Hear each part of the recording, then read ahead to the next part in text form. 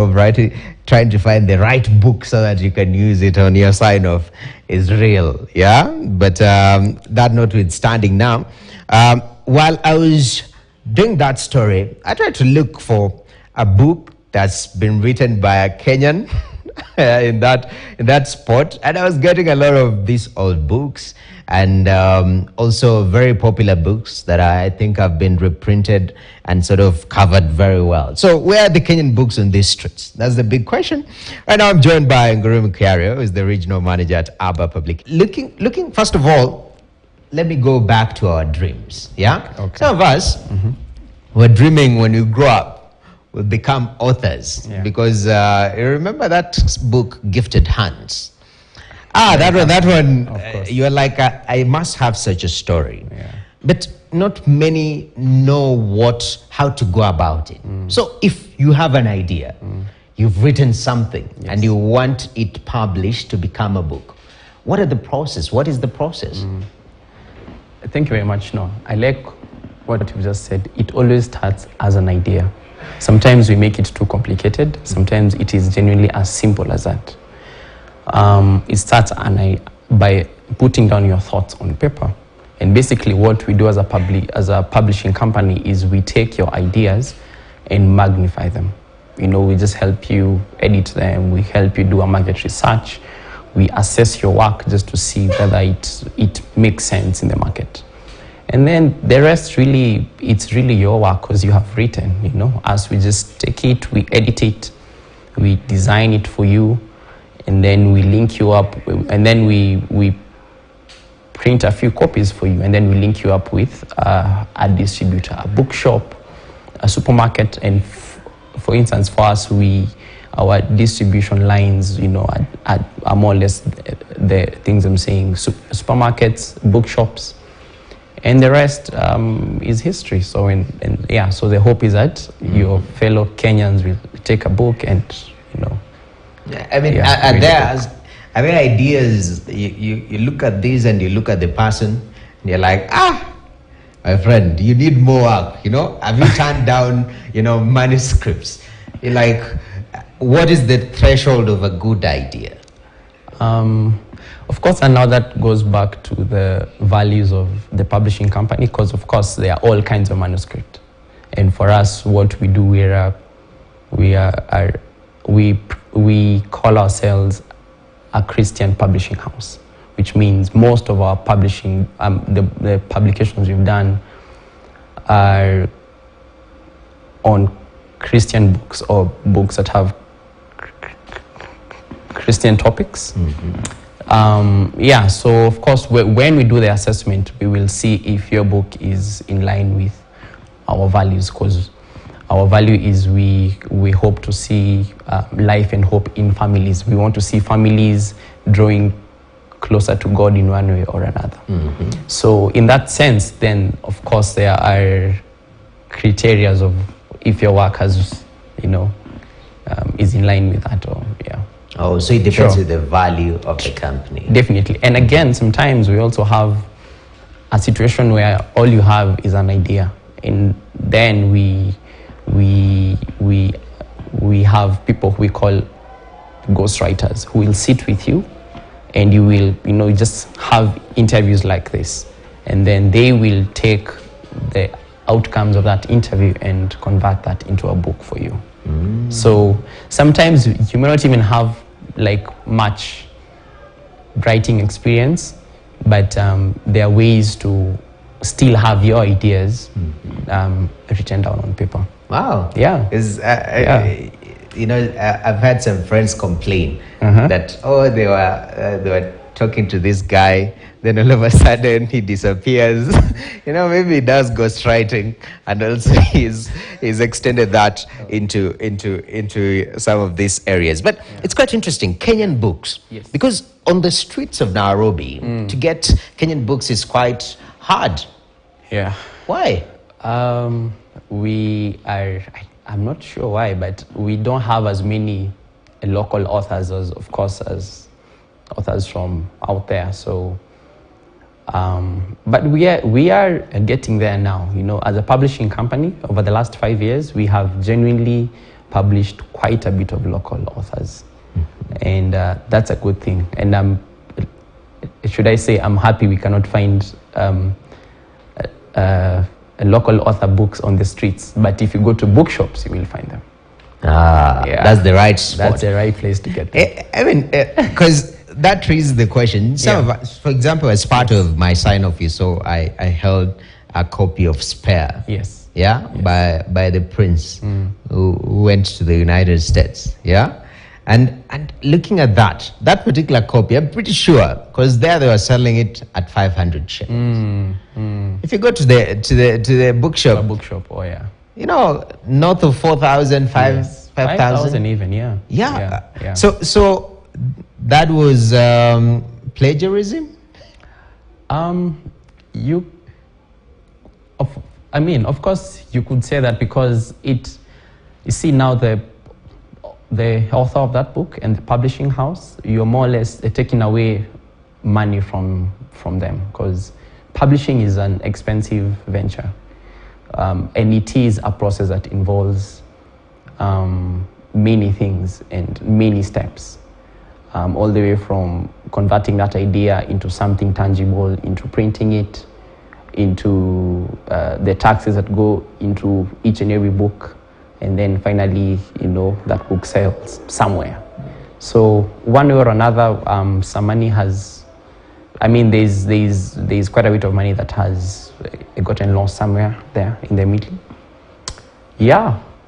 So to protect the authors and the companies involved, sort of, you have to sell the books on the right platforms. On the right platforms, number one, and at the right price.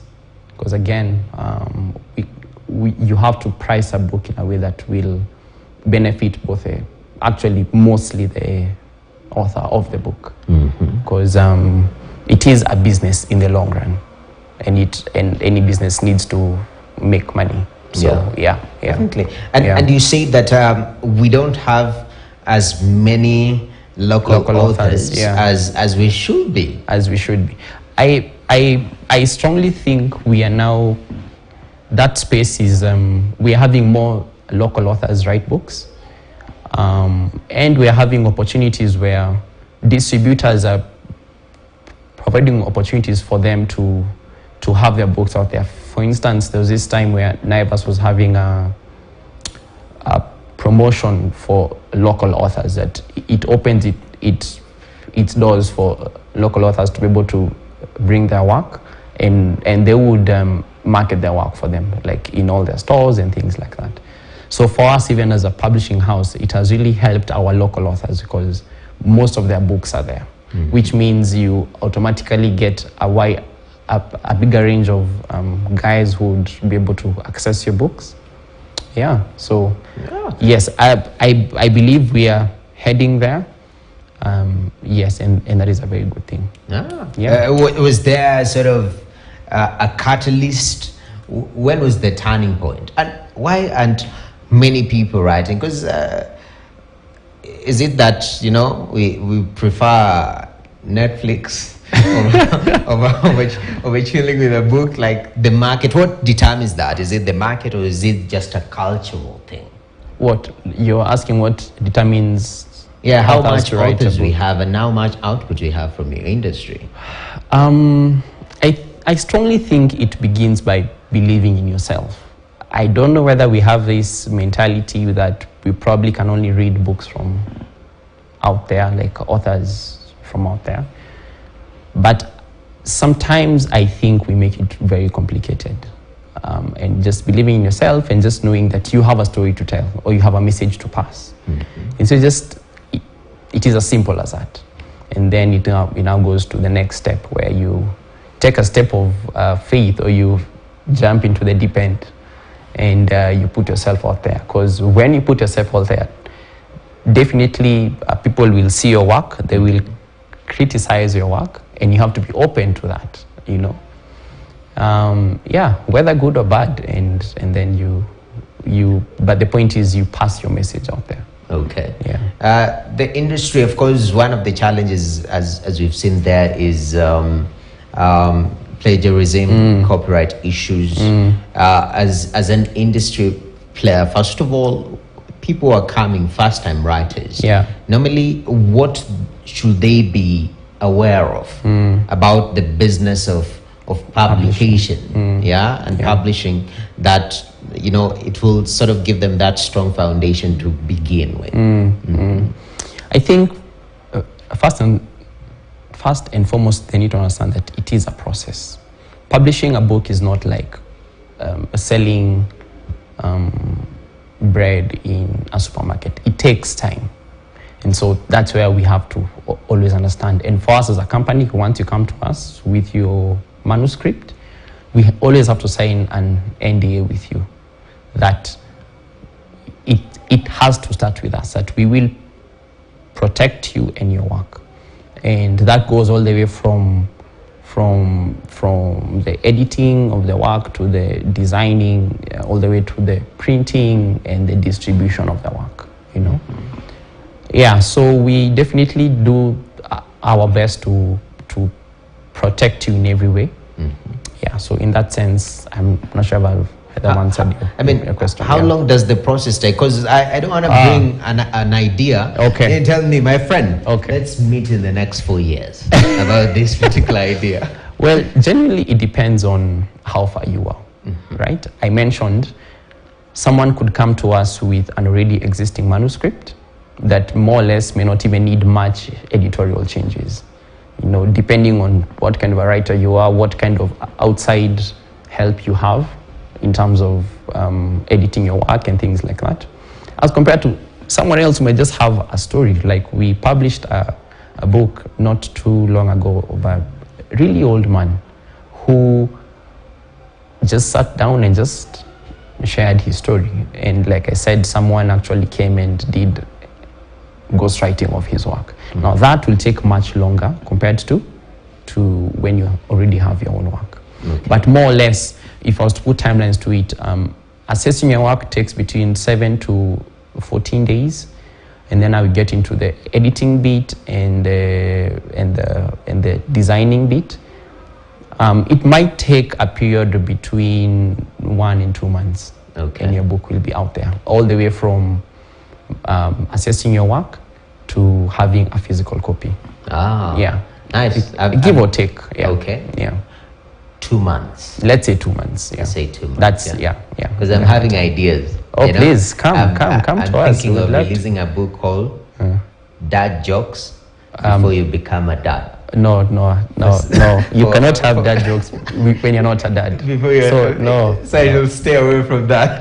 So, Ngurimu, we're gonna take a short break. Okay. When we come back, we have a segment called "Is the Mathing," and we'll be looking at the pricing of some of these books. Okay. And now you help us understand the key components that goes into the pricing of a book. Is that okay? No problem. Perfect. Let's take a short break. Remember, it's Wednesday right here on Business Today. The focus is on micro, small, and medium-sized enterprises. And today, we're doing a lot of reading on Martyrs Publishing business. Stay tuned.